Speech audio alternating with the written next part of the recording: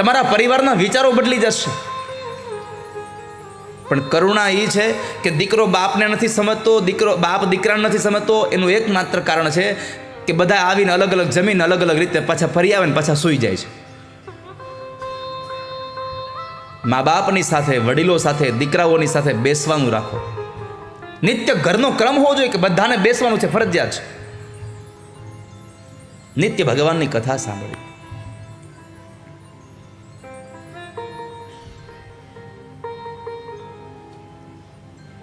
આ 2 વાક્યો 2 શ્લોકમાં કીધા એટલે ધુંધુકારીની આ પીડાથી પીડિત થયેલો આત્મદેવ બ્રાહ્મણ ઘર છોડી નીકળી જાય છે. ધુંધુકારી એની માને દુઃખ આપે છે. જ્યારે માને દુઃખ આપ્યું, મા પાસે પૈસા માંગ્યા, માએ પૈસા ન આપ્યા, એની પાસે પૈસા નહોતા તો એને સળગતું ઉબાડિયું લઈને મારવા દોડ્યો. મા રડવા લાગી છે. માએ પણ નક્કી કર્યું કે હવે મારે નીકળી જવું છે, પણ ઘરમાંથી નીકળવા દેતો નહોતો. એક વખતના સમયે સંધ્યા સમય હતો, થોડું થોડું અંધારું થયું હતું અને એ અંધારામાં આત્મદેવ અહીંયા ધુંધુકારી મદિરા પાન કરીને આવ્યો ઘરમાં. બેભાન અવસ્થામાં પડ્યો છે. માએ સમય જોઈ અને મા ઘર મૂકીને નીકળી જવા તૈયાર થઈ, પણ માતૃત્વ હૃદય હતું ને, મા હતી ને, એટલે જતા જતા જે દીકરો એને હેરાન કરતો હતો, મારતો હતો, એ દીકરાના કપાળમાં ચુંબન કરતી ગઈ.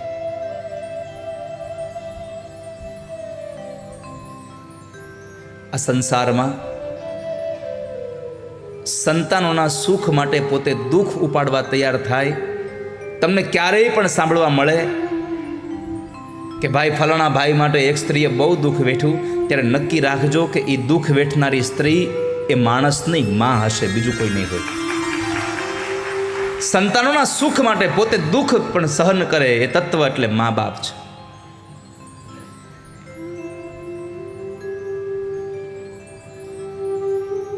પોતાના મા બાપ માટે આપણે કેટલી આપણી ફરજો.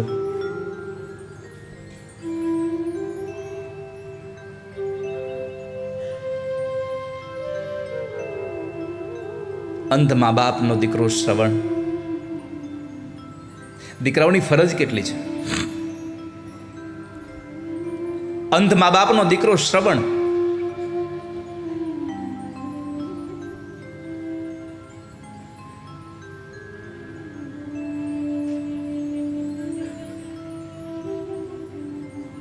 શ્રવણનો અર્થ છે કાન. જે આંધળા છે ને,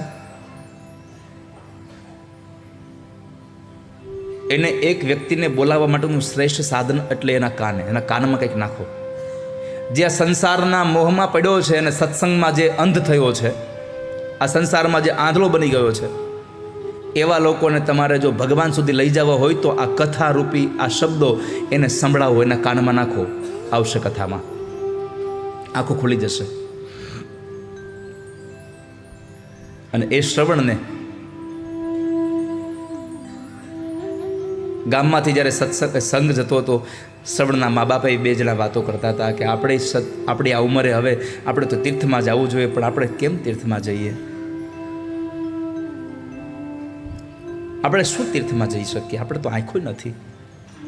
આપણને કોણ લઈ જાય? આપણે તો ખાડા અને એ ટેકરાઓમાં ક્યાં જઈએ? દીકરા શ્રવણ હારે વાત કરતા હતા કે ભાઈ અમારે તો યાત્રા કરવી, પણ કેમ જવું? આપણી પાસે કંઈ છે નહીં.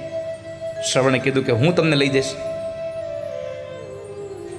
આપણે તમે પૈસા પડ્યા છે, પૈસામાંથી આપણે થોડીક સંપત્તિ વાપરી નાખીએ, યાત્રાએ જઈએ. ના ના હો ભાઈ, પૈસા તને પરણાવવા હાટું રાખ્યા છે. શ્રવણના આંધળા મા બાપ કહે છે કે તને પરણાવવા માટે અમે પૈસા રાખ્યા છે. એ પૈસા અમે આમ નથી વાપરવાના, અમારે જાત્રા નથી કરવી, અમે તો ઘરમાં અમે ભગવાનનું નામ લઈને બેસીશું. અને અમે જાત્રામાં જઈએ તો અમે ક્યાં કાંઈ જોવાના હતા? અમને ક્યાં આંખો આપી છે? શ્રવણે કહ્યું ના, હું તમને યાત્રામાં લઈ જઈશ. ભાઈ અમે હાલી ન શકીએ, કેમ જાવું અમારે? પોતે માથે બેસી અને સુતાર પાસે જઈ અને સુંદર મજાની લાકડાની એવી કાવડ બનાવડાવી અને એ કાવડમાં રૂની એવી ગાદીઓ નાખી કે મા બાપને બેસવામાં જરાય કોઈ મુશ્કેલી ન પડે. કાવડ નાખી એ કાવડની અંદર એના ગાદલીઓ નાખી મા બાપને બેસાડ્યા અને ખંભા ઉપર લઈ અને જ્યારે શ્રવણ નીકળે છે ત્યારે મહાપુરુષોએ પોતાના લેખનમાં લખ્યું છે કે જ્યારે દીકરો શ્રવણ પોતાના મા બાપને પોતાના ખભા ઉપર લઈ અને ગામડે ગામડે જ્યારે એ તીર્થ માટે નીકળતો હતો ને ત્યારે ગામના લોકો બીજા ગામ સુધી વળાવવા જતા હતા એને. આ દુનિયામાં જે સંસારમાં મા બાપની સેવા કરે ને એને દુનિયાના લોકો પ્રેમ કરે, એને સંસારના લોકો એની પૂજા કરે છે.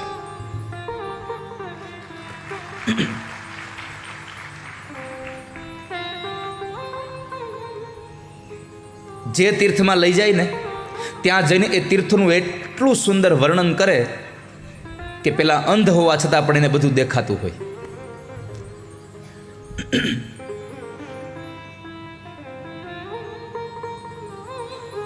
મા બાપની સેવા કરવા માટે આપણને પરમાત્માએ સંતાન બનાવ્યા છે. અહીંયા ધુંધુકારી પોતાની માને મારે છે, પણ જ્યારે માએ દીકરા પાસેથી નીકળે છે ત્યારે ચુંબન કરીને નીકળી છે.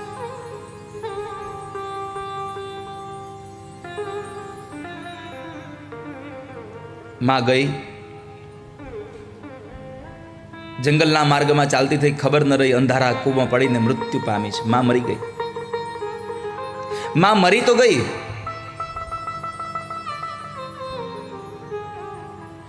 આ બાજુ ગોકર્ણ મહારાજ ઘરમાંથી નીકળી ગયા કે મારું અપમાન કરે પછી જાવ, એના કરતાં પહેલેથી જ નીકળી જાવ. ગોકર્ણ મહારાજમાં યાત્રા કરવા નીકળ્યા, ગયાજીમાં જઈને શ્રાદ્ધ કરે છે. અહીંયા ધુંધુકારીને 5 ગણિકાઓ સાથે સંગ થયો, રાજાનો ખજાનો તોડ્યો અને એ જ સ્ત્રીઓએ એને હાથ અને પગ દોરડાથી બાંધી દઈ અને એના મોઢામાં અગ્નિના અંગારાઓ નાખી અને એને મર્યો, પ્રેત બન્યો. આ સંસારમાં જેના કર્મ સારા ન હોય ને એની ગતિ સારી ન હોય કોઈ દિવસ. હું તો તમને એટલી પ્રાર્થના કરીશ કે ભગવાનથી નહીં ડરો ને તો ચાલશે, પણ તમારા કર્મથી ડરજો, કારણ કે ભગવાન માફ કરશે, કર્મ નહીં છોડે. કર્મ પ્રધાન વિશ્વ કરી રાખા. આ સંસારમાં કર્મ પ્રધાન છે. રામના પિતા દશરથે શ્રવણને બાણ માર્યું, શ્રવણ મર્યો, એના બદલામાં પાણીનો એક ઘડો લઈ અને એના અંધ મા બાપને દેવા જાય. બોલતો કેમ નથી ભાઈ તું કાંઈ? ખૂબ ગંભીર અવાજે મહારાજ દશરથે કહ્યું કે તમારો દીકરો મારા હાથે મરી ગયો છે, હું તમને પાણી આપવા આવ્યો છું.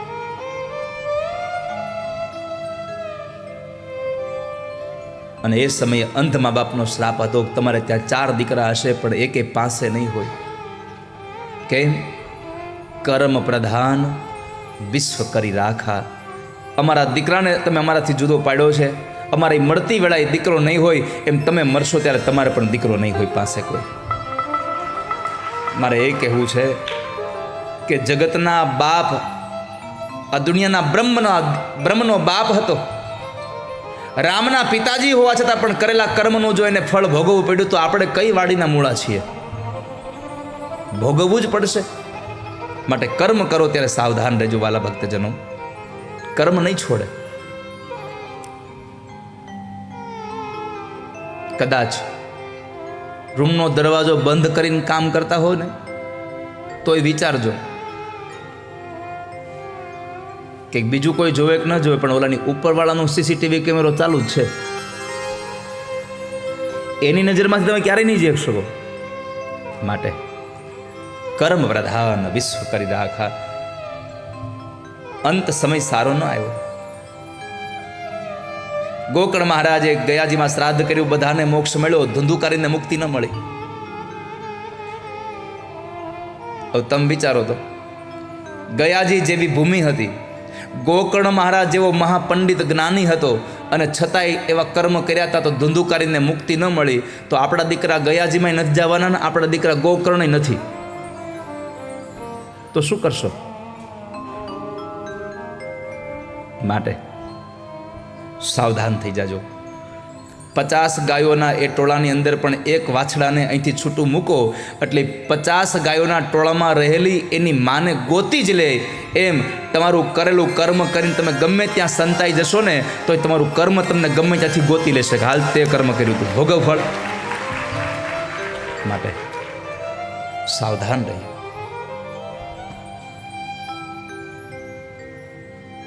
આજે ગોકર્ણ મહારાજે એને ક્રિયાકર્મ કરાવ્યું. ધુંધુકારીને મુક્તિ ન મળી. ધુંધુકારી પ્રેત અવસ્થામાં હતો. રડતો રડતો ગોકર્ણ મહારાજ પાસે આવ્યો, મને મુક્તિ અપાવો, હું તમારો ભાઈ મૃત્યુ પામ્યો. ગોકર્ણે પૂછ્યું કે તમને તમે ગયાજીમાં શ્રાદ્ધ કર્યું, મોક્ષ ન મળ્યો? જઈને 100 વખત શ્રાદ્ધ કરો તો મને મોક્ષ નહીં મળે. કેમ? મેં કામ જ એવા કર્યા છે. મને મોક્ષ અપાવો, મને મુક્તિ અપાવો. તને મુક્તિ કેમ મળશે એ ખબર નથી. પછી ગોકર્ણ મહારાજે ભગવાન સૂર્યનારાયણને પ્રશ્ન કર્યો કે ગયાજીમાં શ્રાદ્ધ કરવાથી જેને મોક્ષ ન મળે એને મોક્ષ શેનાથી મળે? તો કે એના પાછળ ભાગવતની કથા કરાવો. ભાગવતની કથાનું મૃત કર્યું. અષાઢ મહિનામાં કથા કરે છે. આખો મંડપ એટલો ભરાઈ ગયો હતો કે પ્રેત ધંધુકારીને બેસવાની કંઈ જગ્યા નહોતી. એટલે વાયુના રૂપમાં આવ્યો અને લીલા વાંસની સોટીમાં બેસી ગયો અંદર. 1 દિવસ, 2 દિવસ, 3 દિવસ, આમ કરતાં કરતાં 7 દિવસની કથા પૂરી થઈ. 7મા દિવસે કથાના અંતની અંદર જ્યારે ભગવાન ભાગવતજીને બધું પુણ્ય અર્પણ થયું ત્યારે વાંસ ફાટ્યો અને એમાંથી દિવ્ય રૂપને લઈ અને ધુંધુકારી ભગવાનના પાર્ષદો જે વિમાન લઈને આવ્યા હતા એ વિમાનમાં બેસી અને ભગવાનના ધામમાં ગયો.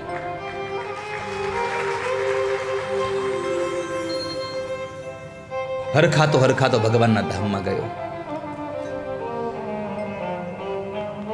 કેમ? ભગવાનની કથા સાંભળીને. આજે કહેતા મને આનંદ થાય છે. અહીંથી જવાનું તો બધાને છે. કોરોનામાં કેટલા લોકો ગુજરી ગયા. કેટલાય લોકો તો એવા છે કે જેને પરિવારના કોઈ લોકોનો પોતાના હાથનો અગ્નિ સંસ્કાર નથી મળ્યો. કેટલાય લોકો એવા છે કે જેની પાછળ કોઈ વિધિ વિધાન નથી થયું.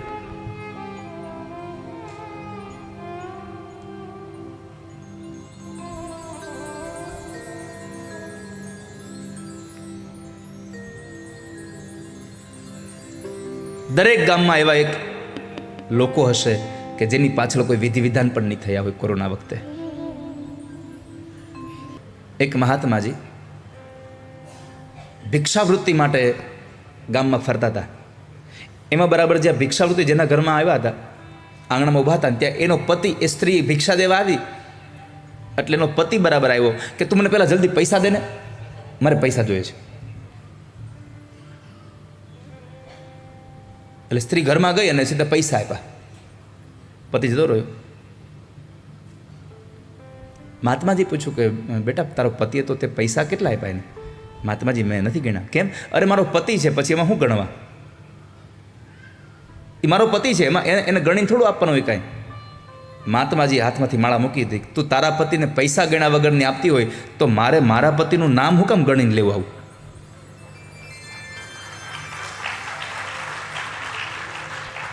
મારે મારા પતિનું નામ ગણીને નથી લેવું. એટલે જ્યારે એક આંકડો એવો આવશે ત્યારે અહંકાર આવી જશે કે ઓ આટલી કથા થઈ ગઈ મારી. કોઈ આંકડો જોતો નથી આપણને. વાલાની મરજીમાં રહેશું, ઈ જેમ કે એમ કરીશું. જગતમાં ઝેર પીનારા બધા શંકર નથી હોતા. જગતમાં ઝેર પીનારા બધા શંકર નથી હોતા અને ઉપરથી દેખાય છે એવા અંદરથી સારાય નથી હોતા.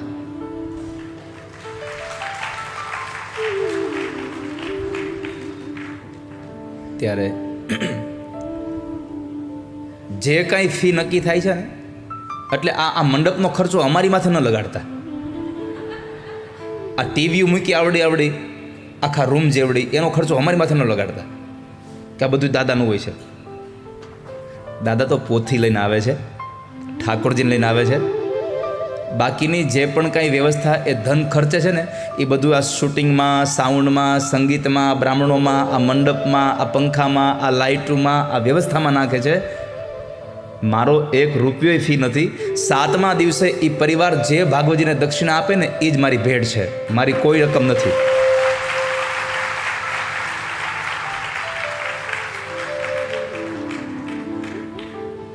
માટે વક્તા એવો લઈ આવો કે જે તમને ભાવથી કથા કરતો હોય. ખાલી બધાનો અલગ અલગ ભાવ હોય. મારો ઠાકોરજીની કથાનો ભાવ છે, શાક માર્કેટમાં એ બકાલાનો ભાવ હોય, હોનાની દુકાનમાં એનો ભાવ હોય. પછી તમે જે લેવા જાઓ ને એ પ્રમાણે પૈસા ખર્ચવા પડે. એ તો નક્કી હોય ને ભાઈ. તમે 1 ગ્રામ વાળું હોનું લેવા જાઓ તો ઓછા પૈસામાં આવી જાય, અને 24 કેરેટ લેવા જાઓ તો એના વધારે પૈસા આપવા પડે. તો દુનિયાનું નક્કી છે. પછી તમારે 1 ગ્રામના પૈસામાં તમારે 24 જોતો હોય તો એ આવે નહીં. એટલે એમ ન કહેવાય અમને એટલામાં ન આવ્યું એમ. સીધી વાત. લાલા આ તું સાંભળજે.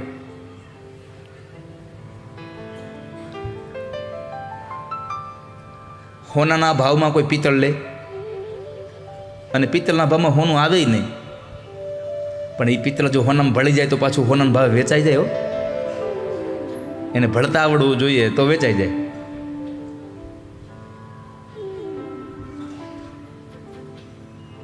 તો નિસ્પૃહી વક્તા લઈ આવો, જેને કશી અપેક્ષા નથી. હવે તમારા શ્રોતાઓનું આવ્યું. જો ભગવાનની કથા નિયમ પ્રમાણે સાંભળે તો શ્રોતા, નકર શેરડીના સોતા.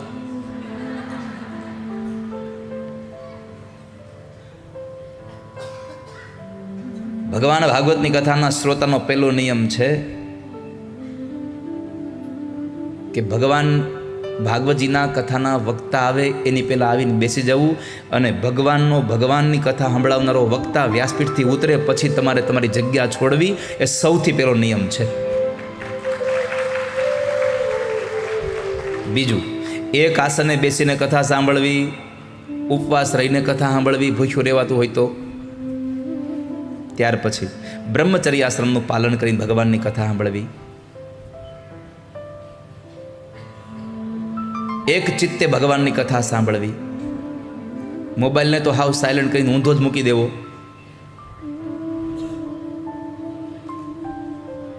એને હાથમાં ન લેવો.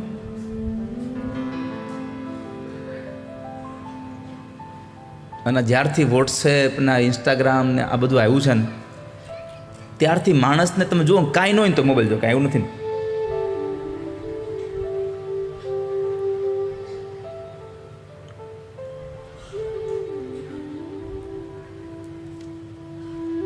સૌથી અગત્યની વાત કરી કે ભાગવતના શ્રોતાઓએ કામને છોડવો. કામમ ક્રોધમ મદમ માનમ મત્સરમ લોભમેવ ચ દંભમ મોહમ તથા દ્વેષમ દુર્યેચ્ચ કથાવ્રતિ.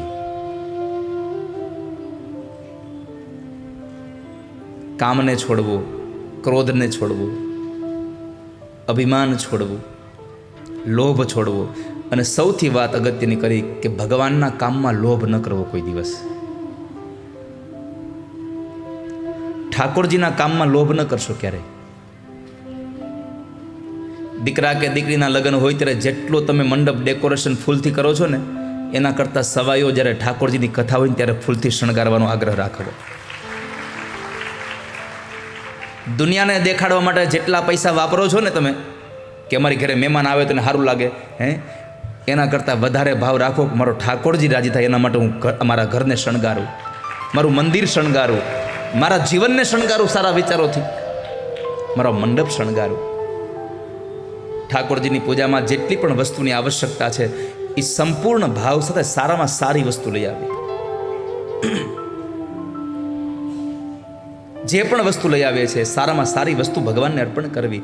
અને હું તમને એટલું ચોક્કસ કહું છું કે તમે જે ભગવાનને અર્પણ કરો છો ને એનું હવાયું કરીને તમને પાછું આપશે. કોઈનો ભાર ન રાખે મુરારી, વ્યાજ સહિત પાછું આપે વનમાળી. કોઈનો ભાર નહીં રાખે. એટલે જે પણ તમે પરમાત્માને અર્પણ કરવા ઈચ્છો છો એ વસ્તુ સારામાં સારી આપી. આપણે પહેરવાનું ધોતિયું 1500નું લઈ આવીને ઠાકોરજીને પહેરાવાનું હોય તો 150નું. આવું નહીં. આપણે દિવાળીના કપડાં લેવા જઈએ ને, અહીં તમે આટલા લોકો બેઠા છો, મારે તમને પ્રશ્ન કરવો છે કે તમે દિવાળીના કપડાં લેવા તમે જાઓ ત્યારે તમને કોઈ દિવસ એમ થયું લાવ પહેલાં હું ભગવાનના વાઘા લઉં પછી મારા કપડાં લઉં? જેટલા મોંઘા તમારા કપડાં લ્યો છો એટલા મોંઘા કોઈ દી ભગવાનના વસ્ત્રો લીધા? તમને જે આટલા શણગારીને જગતમાં હરવા ફરવા માટે મોકલે છે એને તો મૂર્તિમાં શણગારવાનો આગ્રહ રાખો.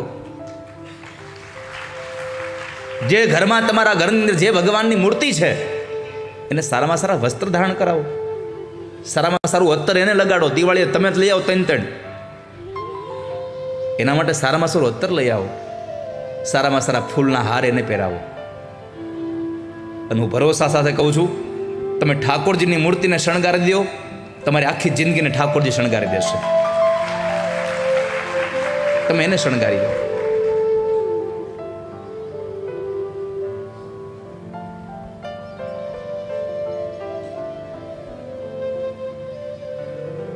ભાગવતજીમાં લખ્યું છે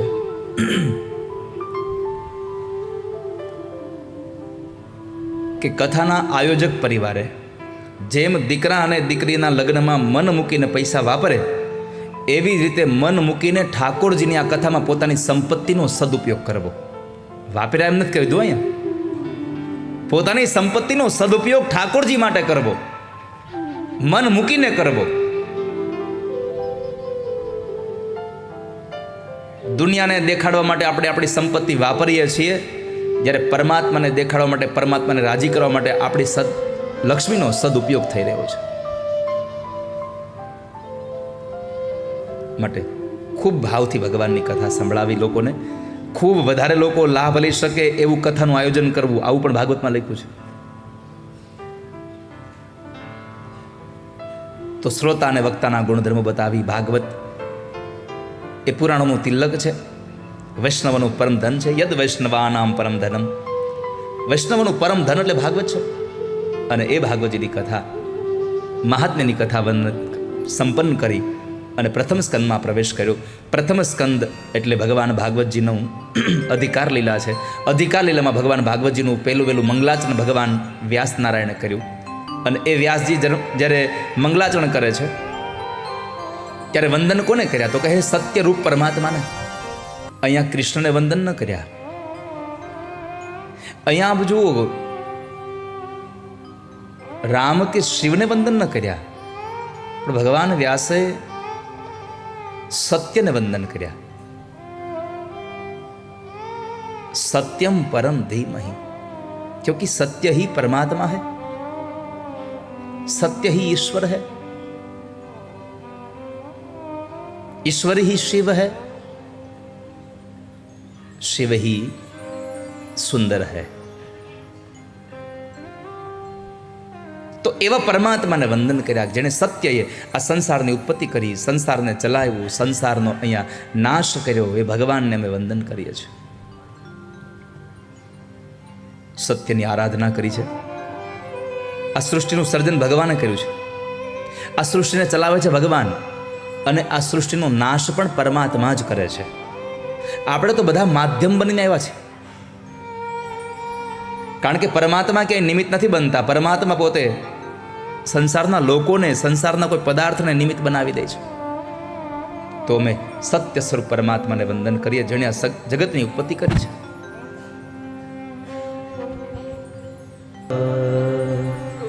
જેણે આ સૃષ્ટિ બનાવી એ જ ચલાવે છે.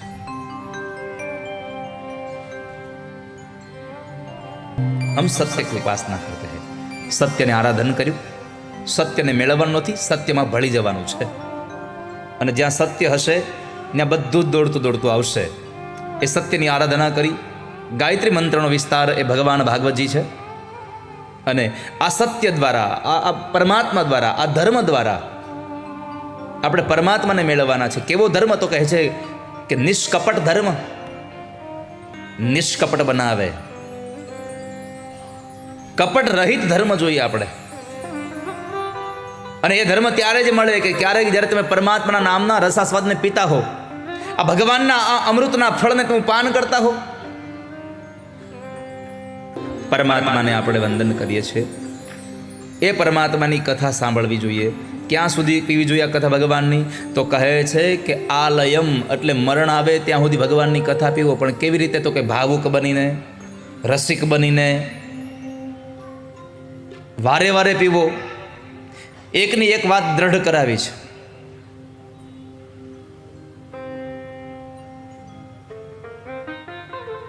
વેદને લાગેલું આ ફળ, નિગમ એટલે વેદ, વેદનું ફળ એટલે ભાગવત. આ વૃક્ષ ભાગવતનું, આ ભાગવત ફળ છે. અને એવું ફળ છે કે જેને પોપટે ચાખ્યું છે. આપણને ખબર, આપણી કહેવત છે કે પોપટ જે ફળ ખાય ને એ મીઠું બહુ હોય, હુડાનું ખાધેલું છે. તો સુખદેવજી જેવા પોપટે આ ફળને ચાખ્યું છે. તો એવા ફળને આપણે પીવા માટે બેઠા છીએ. ત્યારે શૌનકાદિક ઋષિ મુનિએ પ્રશ્ન કર્યા, બાપજી, શાસ્ત્રનો સાર શું? શ્રેય એટલે શું? શ્રેયની પ્રાપ્તિ કેમ થાય? ભગવાન રાજા શું કામ બન્યા? ક્યાં ક્યાં અવતાર લઈ ભગવાન આ જગતમાં આવ્યા? કઈ કઈ લીલાઓ કરી? અને જ્યારે પરમાત્મા આ સંસારમાંથી જતા રહ્યા ત્યારે આ સંસારમાં ધર્મ કોના શરણે ગયો? આ 6 પ્રશ્નોનો અમને જવાબ આપો. અને એ 6 પ્રશ્નના જવાબ માટે થઈ અને સૂત નામના મહાપુરાણી ભગવાન ભાગવતજીની કથા કહેવા તૈયાર થયા.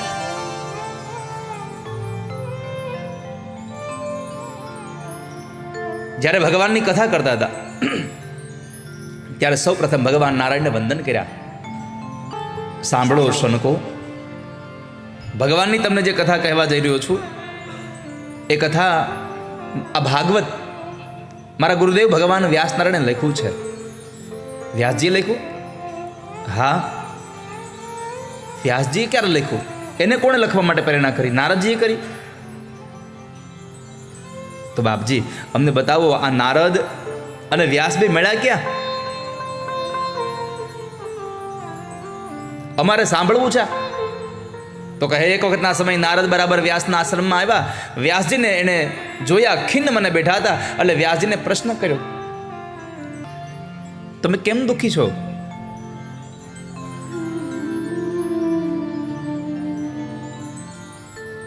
શા માટે દુઃખી થયા તમે? તમારા દુઃખનું કારણ શું છે? તો નારદજીએ પૂછ્યું એટલે વ્યાસજીએ જવાબ આપ્યો,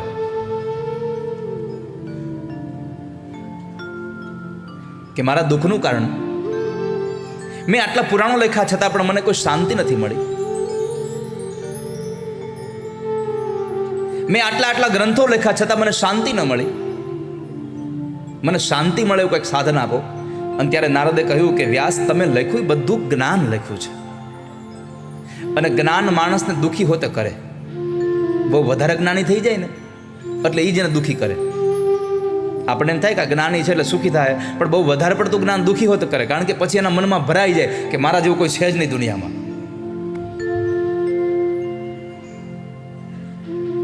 જ્ઞાન લખ્યું તમે, ખાલી ભગવાનના ચરિત્રનું લખો. લો આ ભાગવત. નારદજીને પોતાના પિતા બ્રહ્માએ આપેલું ચતુશ્લોકી ભાગવત એમણે ભગવાન વ્યાસને આપ્યું. અને એ વ્યાસ ભગવાને, ગણપતિ દાદાએ એને મદદ કરી લખવા માટેની. એટલે 4 શ્લોકમાંથી નારદજીના કહેવા અનુસાર એમણે 4 શ્લોકનો વિસ્તાર કરી 18,000 શ્લોક લખ્યા. 18,000 શ્લોકો લખ્યા. 12 સ્કંદ, 335 અધ્યાય, 18,000 શ્લોક, 5,76,000 અક્ષરોથી ભરેલો આ ગ્રંથ બનાવ્યો. જીવનમાં આનંદ થયો. ભાગવતની કલમ વ્યાસજીના ભાગવતજીમાં મૂકી દીધી. વ્યાસજીએ કલમ પોતાની. ચિંતા થઈ કે હવે આ ગ્રંથ વાંચશે કોણ? દીકરો સુખદેવ તો વયો ગયો છે, તો દવ કોને આ ગ્રંથ? પણ સુખદેવજીને પાછા બોલાવવા માટે થઈ અને ભગવાન વ્યાસનારાયણે પોતાના જ શિષ્યોને ભાગવતજીના શ્લોકો કંઠસ્થ કરાવ્યા અને કીધું, જંગલમાં જાઓ ત્યારે અધૂરા શ્લોકોને ગાવા.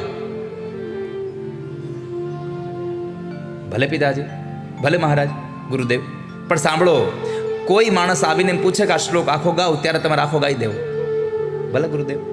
એમાં બાળકો જંગલમાં ગયા અને જંગલમાં જઈને ભગવાન ભાગવતજીના એ રૂપના, એ શૃંગારના દર્શન કરાવતા હતા. એટલો સરસ આ ગ્રંથ છે. એક શ્લોક ગાયો ને ત્યાં તો ભગવાન સુખદેવજીના કાન ચમકા. ઓહો, આવો શ્લોક! એક શ્લોક સાંભળ્યું તો મન જોડાઈ ગયું. અરે શ્લોક એક સાંભળ્યો ત્યાં મન લાગી ગયું. વિચાર કરો, જેનું મન ભગવાનના રંગમાં રંગાય ને પછી એ કોઈ દી આછું કોછું થાય નહીં. કાળો રંગ ગમે ખરો વાલા ભક્તજનો? બધાને ગુલાબી રંગાવવું હોય, કોઈને પીળા રંગાવવું હોય, કોઈને લીલા રંગાવવું હોય. પણ લીલા રંગથી રંગાહો ને તો લીલા થાહો, પીળા રંગથી રંગાહો તો પીળા બનશો, ગુલાબીથી રંગાહો તો ગુલાબી બનશો. પણ હું ભરોસા સાથે કહું છું, કનૈયાના કાળા રંગમાં રંગાઈ જાઓ, ધોળા થઈ જાઓ તમે હાવ. કનૈયાનો રંગ એવો છે, ધોળા કરી દે તમને. મીરા રંગાણી ધોળી થઈ ગઈ, નરસૈયો રંગાણો કનૈયાના કાળા રંગમાં ધોળો થઈ ગયો, તુકારામ રંગાણા ધોળા થઈ ગયા. જેટલા જેટલા રંગાણા બધા ધોળા થયા.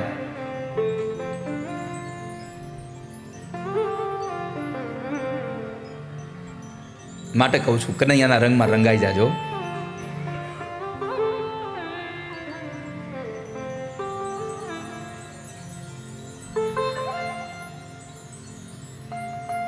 તો વાલા ભક્તો, સુખદેવજી મહારાજનું મન એવું રંગાઈ ગયું. આ કોણ ગાય છે? જ્યાં અવાજ આવતો હતો ત્યાં દોડીને ગયા. દોડતા દોડતા ગયા અને કીધું કે આ શ્લોક તમે ગાઓ છો બાળકો? હા મહારાજ, અમે ગાઈએ છીએ. તો તમે આ એક જ શ્લોક આવડે છે? ના ના, આવડે છે ને બીજો એક શ્લોક સંભળાવો ને, સાંભળવો છે મારે. આવા બે શ્લોક? અરે મહારાજ, આ તો ખાલી આ તો સેમ્પલ છે. સ્ટોક તો હજી ગોડાઉન તો અમારું આશ્રમમાં છે. કેમ? આવા કેટલા શ્લોક? 18,000. કોણે શીખડાવ્યા? ગુરુદેવે.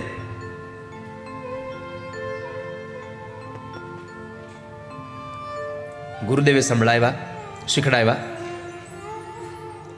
કોણ તમારા ગુરુદેવ છે? કોણ તમારા ગુરુદેવ છે?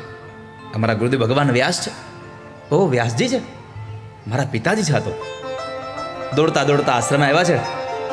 બાપની પાસે આવીને કીધું, બાપુજી, પિતાજી સાંભળો, તમારી સંપત્તિનો વારસદાર હું છું અને મારે તમારી બીજી કોઈ સંપત્તિ નથી જોતી, મારે તમારું ભાગવત જોઈએ છે, મને ભાગવત ભણાવો.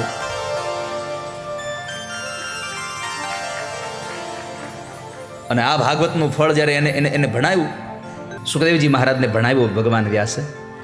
વ્યાસજીએ લખ્યું, સુખદેવે વાંચ્યું, સાંભળ્યું પરીક્ષિતે. પરીક્ષિત સાંભળે. પરીક્ષિત એટલે મહાભારતનો એ સમયનો એ